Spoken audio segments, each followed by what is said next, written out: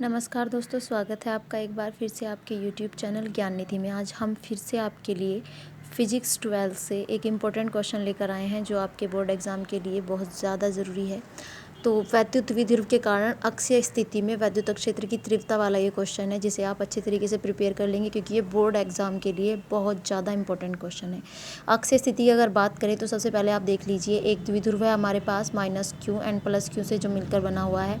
इसके बीच की दूरी है 2l। अगर इस दूरी को दो बराबर हिस्सों में डिवाइड करूँ तो ये इधर वाली l और ये इधर वाली l हो जाएगी।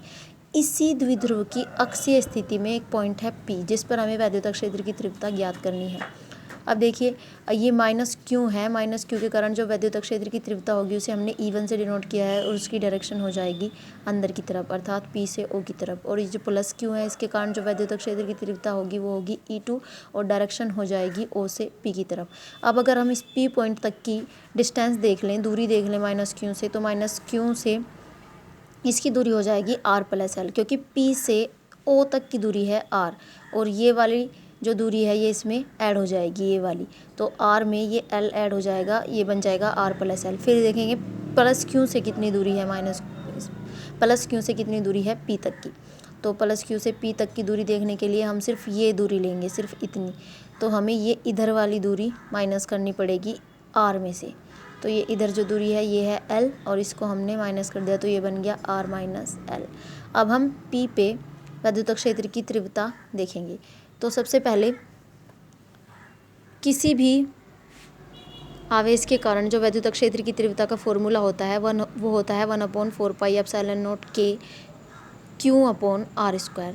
अब अगर E1 देखें हम, E1 है हमारा -q के कारण, तो -q के कारण 1/4πε0 k सेम रहने वाला है और Q आप जो ऐसे का ऐसे ही रखेंगे।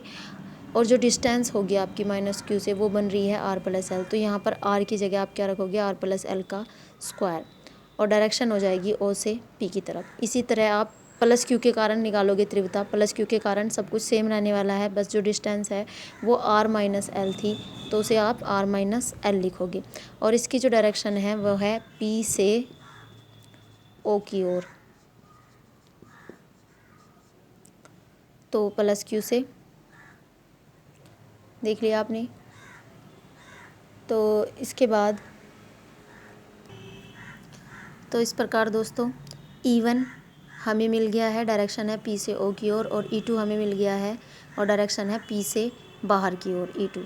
अब हम निकाल लेंगे कुल E जो हमारा है वो E2 - E1 होगा, क्योंकि E1 और E2 की डायरेक्शन अलग अलग है। तो कुल E जब निकलेगा वो निकलेगा E2 - E1।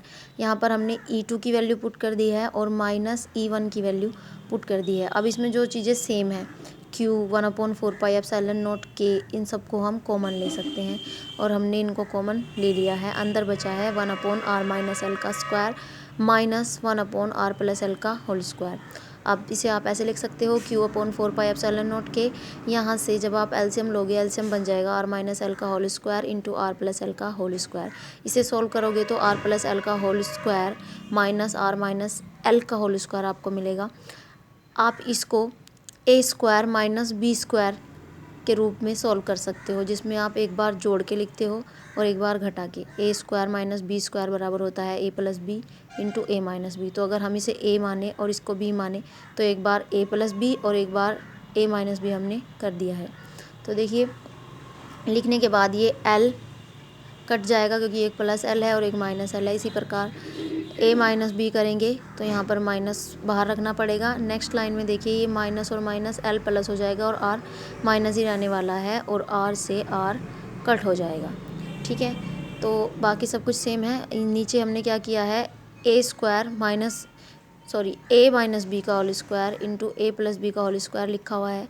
इसे आप ऐसे करके लिख सकते हो, स्क्वायर बाहर लगा सकते हो। और ये जो अंदर है ये a-b इंटू a+b है, तो इसे आप लिख सकते हो a² - b², और ये स्क्वायर आप ऐसे ही रखोगे। इसके बाद आपने 2r मिला है आपको यहाँ, और ये l+l, तो ये बन जाएगा आपका इंटू 2l। और इस पूरे को आप लिख सकते हो 2r, और इस q को अंदर लेके जाएं तो ये बन जाएगा 2ql। ये जो नीचे है ये सब कुछ सेम रखना है आपको। वैद्युत द्विध्रुव का आघूर्ण P बराबर होता है 2QL। तो ये जो 2QL बना है हमारा, Q को अंदर ले जाके मल्टीप्लाई करने से, तो उसकी जगह आप P पुट कर दोगे, ऊपर बन जाएगा 2PR। पर जो L है आपका वो बहुत ज़्यादा छोटी डिस्टेंस है R के कंपैरिजन में। देखिए R बहुत बड़ी डिस्टेंस है और L बहुत छोटी है, तो हम इसको नेगलेक्ट कर सकते हैं, इसको हम नगण्य मान सकते हैं, छोड़ सकते हैं इसको। इसीलिए हमने यहाँ पर इस L को नेगलेक्ट कर दिया है। यहाँ पर हमें सिर्फ R² बचा है हमारे पास, और ये स्क्वायर है R का। R² का स्क्वायर है तो पावर हो जाएगी 4, और ऊपर एक R है तो उस पावर 4 में से एक R माइनस हो जाएगा, बचेगा R³। तो इस प्रकार वैद्युत क्षेत्र की तीव्रता अक्षीय स्थिति में ये मिलेगी। इस प्रकार आपका ये क्वेश्चन कंप्लीट हुआ। हमारी वीडियो कैसी लगी कमेंट में बताइए और सब्सक्राइब कीजिए हमारे चैनल को। Thank you.